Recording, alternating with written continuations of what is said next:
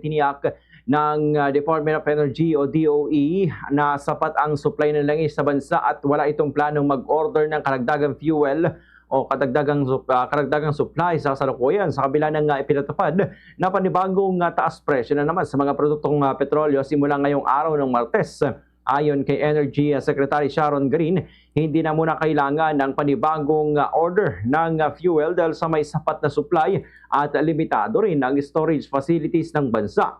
Anya, nasa 150 milyon na litro ng diesel ang naiproseso at ginagamit bilang buffer. At batay sa datos ng DOE, may sapat na supply ang bansa para sa 53 days.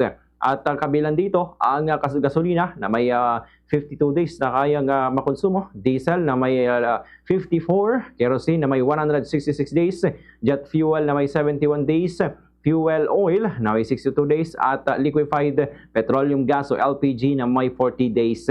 O dito ay inaasahang tataas din ang presyo ng liquefied petroleum gas o LPG ng 1 peso and 33 centavos kada kilo ngayong buwan. Katumbas naman yan ng 13 pesos and 42 centavos na dagdag sa bawat 11 kilogram na cylinder.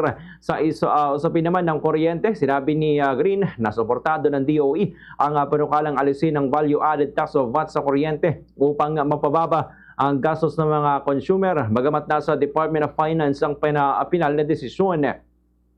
Samantala, tiniyak naman ng DOE na sapat ang supply ng kuryente sa bansa kahit sa nararanasang tag-init at patuloy na minomonitor ng DOE ang demand upang maiwasan ang kakulangan sa supply.